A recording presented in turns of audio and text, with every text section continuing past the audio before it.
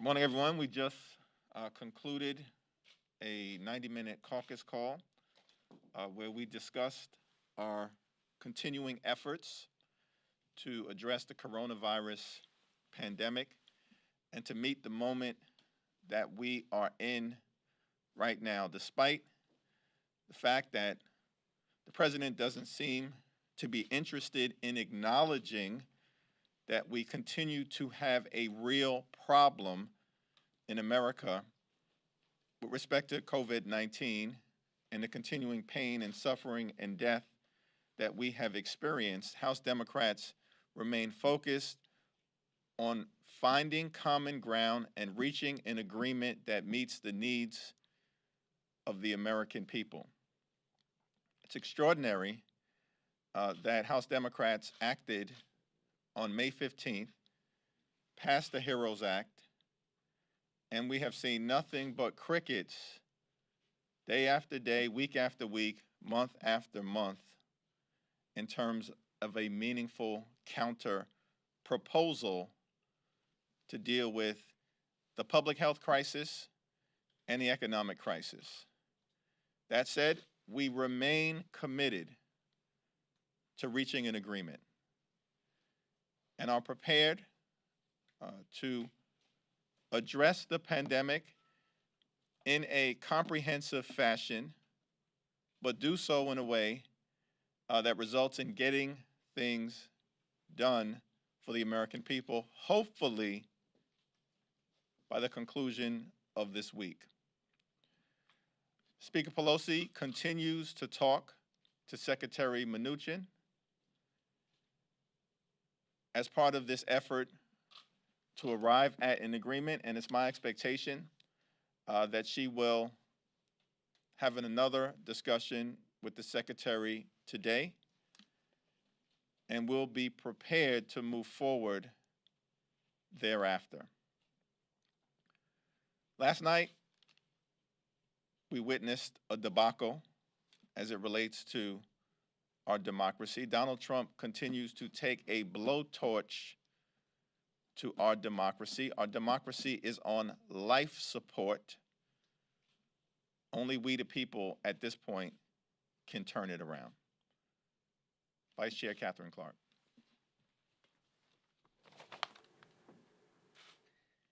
Thank you so much, Hakeem. What we saw last night is underscoring what we already knew. The president is going to continue to stand back as the American people suffer, as he stands by white supremacists and those who threaten our very democracy. But here in the Democratic House Caucus, we are renewing our commitment to the American people. The bill released earlier this week is a $2.2 trillion investment in our nation's health, safety, and future. And contrary to what the president would have you believe at his tightly packed indoor unsafe rallies, this pandemic is not over.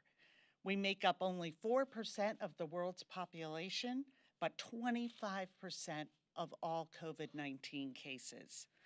So we've updated our bill. It is comprehensive, it is science-based, and it is a solution to help Americans reopen and recover. We are supporting testing, tracing, and treatment, investing directly in our state and local government and in our schools, funding food and housing assistance, providing additional direct payments to Americans, supporting restaurants and small businesses, protecting our frontline workers, and making a critical $57 billion investment in childcare, because we know that without childcare, there is no rebuilding our economy. This is an unprecedented investment to match the historic challenge. If we do not provide solutions, this tragedy will continue along the path that it has. And what has changed since the original HEROES Act is the devastating number of preventable deaths will only continue to grow. What else has changed? We are now aware to the extent that this administration has hid, lied, and deceived American families about this pandemic in order to maintain its power.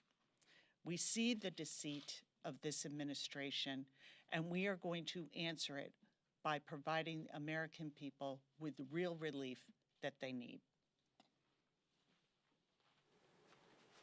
Questions? So can you talk about the Treasury Secretary's announcement on airlines and the loans and how that could impact the negotiations with Secretary Mnuchin and Speaker Pelosi, if at all? And are your caucus members behind the $2.2 trillion bill? The caucus is certainly behind the $2.2 trillion bill.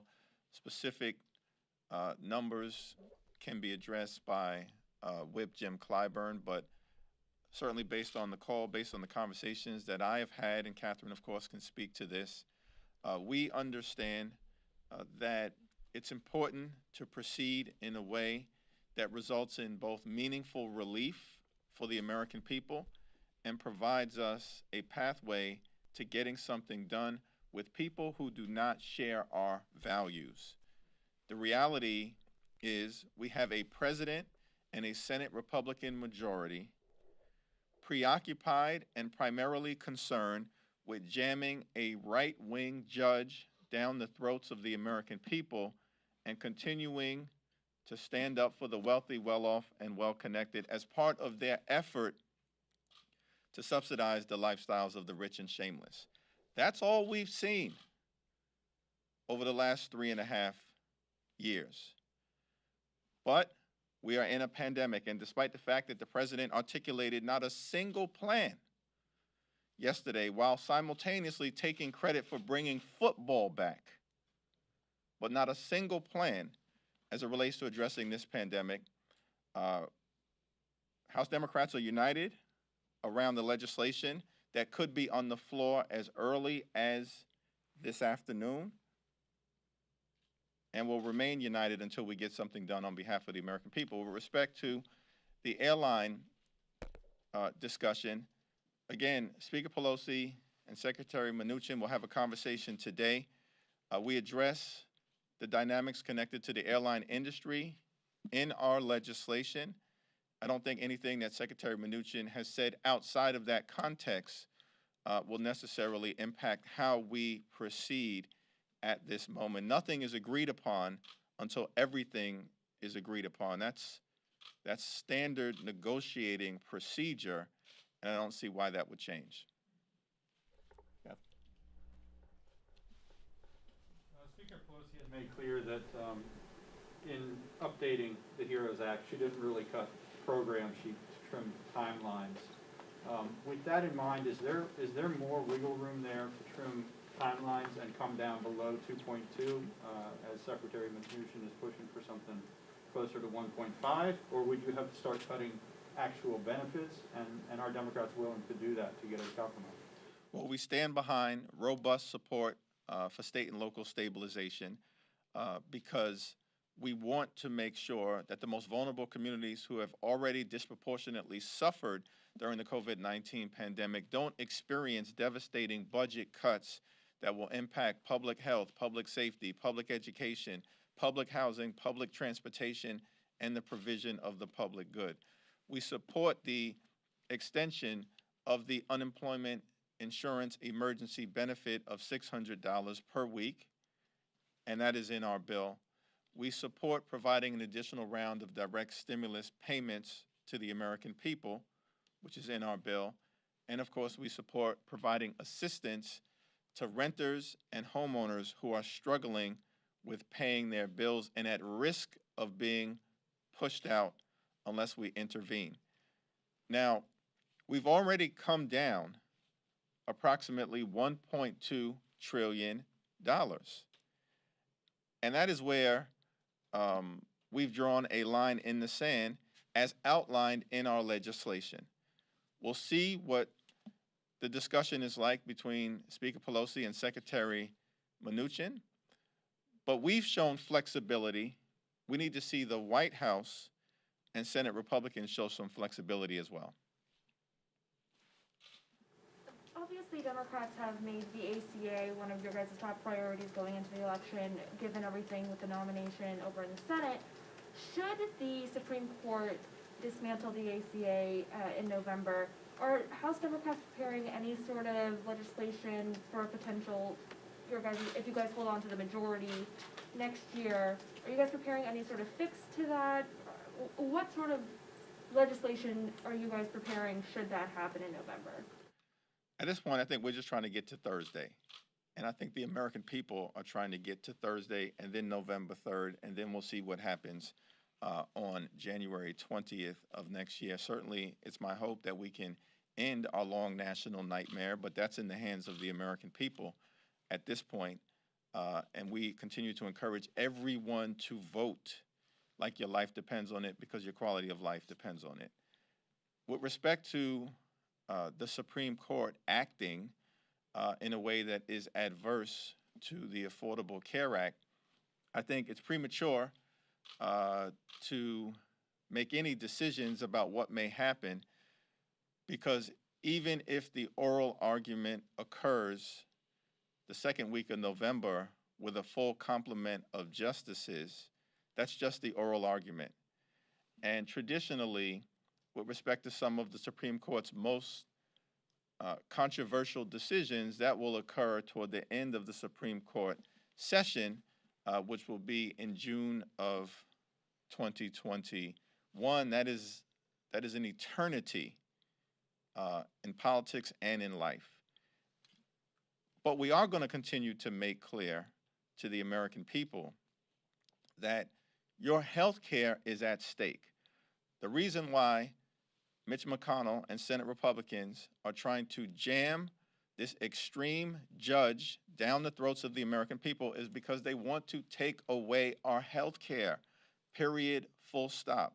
They have no regard for the fact that if the Affordable Care Act is struck down, more than 100 million Americans with pre-existing conditions will lose their protection. They have no regard for the fact that if the Affordable Care Act is struck down, more than 100 million Americans will lose the ability to have preventative care in the midst of a deadly pandemic. They have no regard for the fact that if the Affordable Care Act will be struck down, that Medicaid expansion will be in jeopardy, and that will impact children and seniors.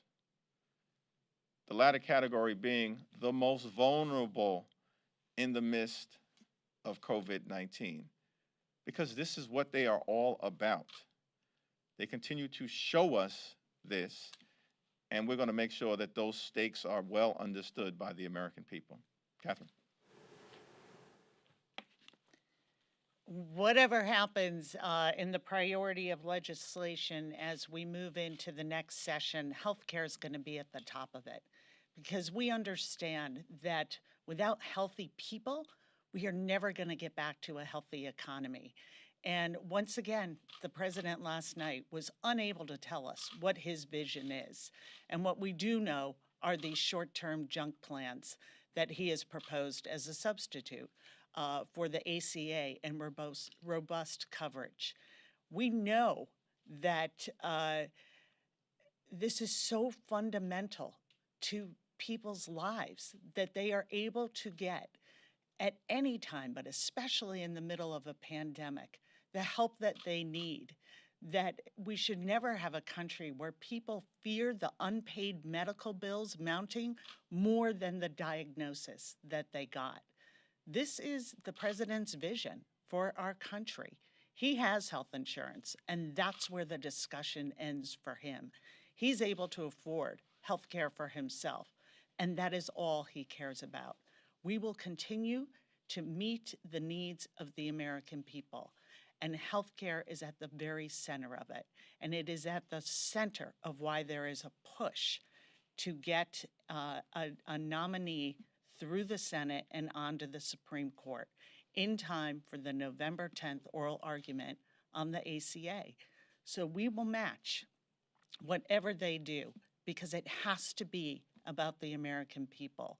They are the ones that lost in the debate last night. They are the ones who have lost in this administration, and with those here in Congress who are complicit with the president.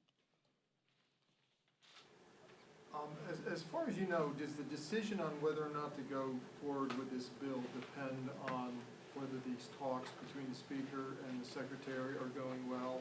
Or to put another way, if you do vote on the bill, does that mean that the talks have gone poorly and that it's unlikely we'll see a deal before the election? Well, the majority leader has indicated that it's his expectation to move forward with a vote on the legislation at some point today, though that could change. But that is our current expectation. The Rules Committee met this morning. We have same-day authority to proceed. I think it's the right thing to do in the context of making it clear that in the midst of a deadly pandemic, we have to act decisively and comprehensively. The same period of time, our bill is in the public domain. It's my understanding that Secretary Mnuchin has been reviewing it over the last day or two, and he'll communicate his perspective directly to Speaker Pelosi. I don't think the two are mutually exclusive as it relates to arriving at an agreement, which is our intention, and moving forward by setting forth our vision to the American people as to what we think is the right thing to do legislatively at this moment. So just to clarify, if you vote today, it doesn't necessarily mean that these talks are in a bad place. That's what you're saying. That's my perspective. Two questions, if I may. On the COVID talks, Mnuchin said this morning that his offer is going to resemble the problem solvers plan, which the committee chairs and leaders here have already dismissed as not enough. So how do you guys move forward off that? And then on the debate last night, totally different topic. Trump seemed to try to paint a picture that Biden lost the left and that progressives won't support him after some of the things he said last night. What's your response to that? Well, I mean, I think the notion that, Donald Trump is going to tell the left how they should interpret, whether they should support Joe Biden is nonsensical.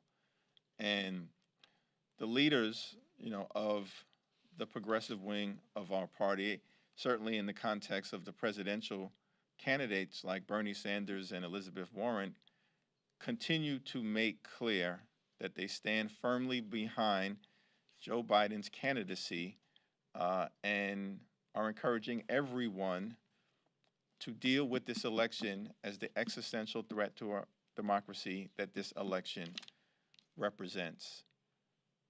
Catherine? Yeah, as a member of the Progressive Caucus, I can tell you that those comments reflect everything else that this president says to us. They're not rooted in reality. They're not based in fact. And after that performance that underscored so publicly what we already know about this president, this is about him. It is about his quest to retain power, and it is not about the American people. It is not about how we rebuild, how we address this pandemic, and not only go back to normal, but make sure that when we rebuild, it is a more inclusive economy. This is where we are in history as this country. We are in a time of turmoil, but also of racial reckoning, and making sure that we are taking those ideals we talk about equality and justice and liberty for all, and make them apply. And that's really what is at the heart of our negotiations around pandemic relief. Are you going to be leaders, members of Congress, members of this administration, and help the American people? Or are you going to continue on this dystopian quest for power that you are on? And the president answered very clearly, the American people do not factor in to his presidency. And we are going to respond as clearly as we can this week that their health and well-being is at the forefront and focus of our work here in Congress. With respect to the aspect of your question that dealt with the problem solvers, if you look at the problem solvers proposal, at the high end, it's approximately $2 trillion. And so I think that to the extent Secretary Mnuchin has indicated that he will use the problem solver proposal as a basis for any counter offer, actually brings us much closer to an agreement than we've ever been. Remember, Mitch McConnell, who's been negotiating against himself, started at $1 trillion in late July and then moved to about $500 billion in early September. The fact that Secretary Mnuchin has indicated that he'll use the problem solver proposal as a basis for his response to Speaker Pelosi, I think is a positive development in the context of where we had been in terms of Mitch McConnell's view of the world. Last question? Just to follow up on that, you're right about the problem solvers. It can go to that, but there's an escalator clause. Is this escalator clause the way to sort of circle this square? Does that sort of have it dependent on metrics later on? Is that possibly the concept that gets us out of the stalemate? Well, we don't have an escalator clause in our proposal. There has been some discussion of that over the last several months, but we've settled on proceeding in a different fashion. What is clear is that we are going to have to continue to act decisively to crush the COVID-19 pandemic and the coronavirus. We're going to try and arrive at a meaningful agreement in the next few days. That is our commitment, as it has been over the last several months. But at the same token, this has been an extraordinary event. More than 200,000 Americans have died.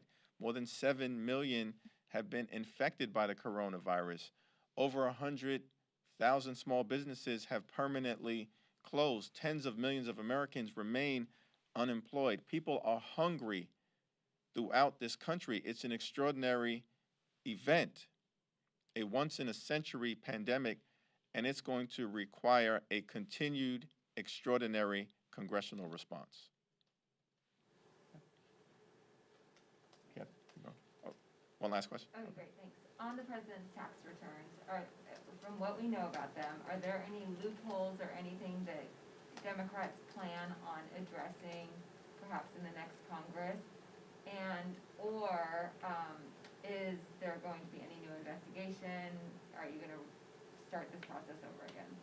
It's my expectation that we're going to continue to focus on the kitchen table pocketbook issues that are important to the American people, primarily addressing the healthcare crisis that we confront and the economic crisis that we confront.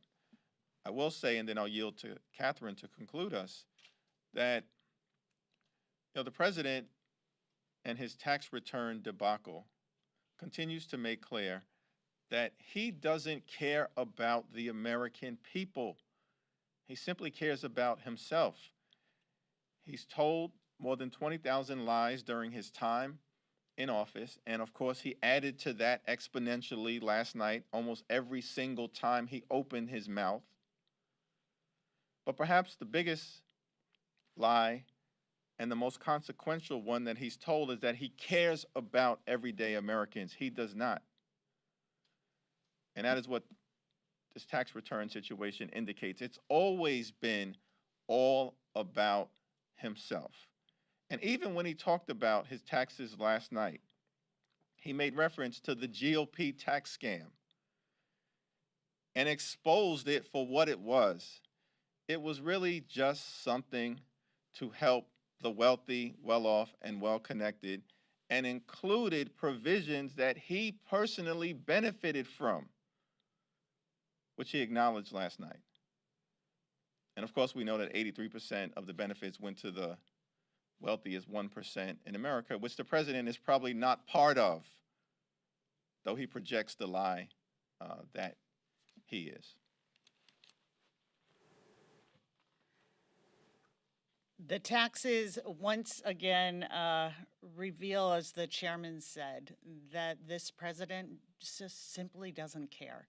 $750, when you look at what teachers and police officers and firefighters and waitresses, flight attendants, what they pay in their taxes compared to this president, he keeps showing us who he is, and we have to believe him. And that's why we're going to do everything in our power to meet the needs of the American people and to make sure that come November 4th, this president can no longer be the threat to our democracy and to the quality of life for Americans that he has presented for the last 4 years. We saw a malignant clown show last night. When you see it, believe it. Thank you.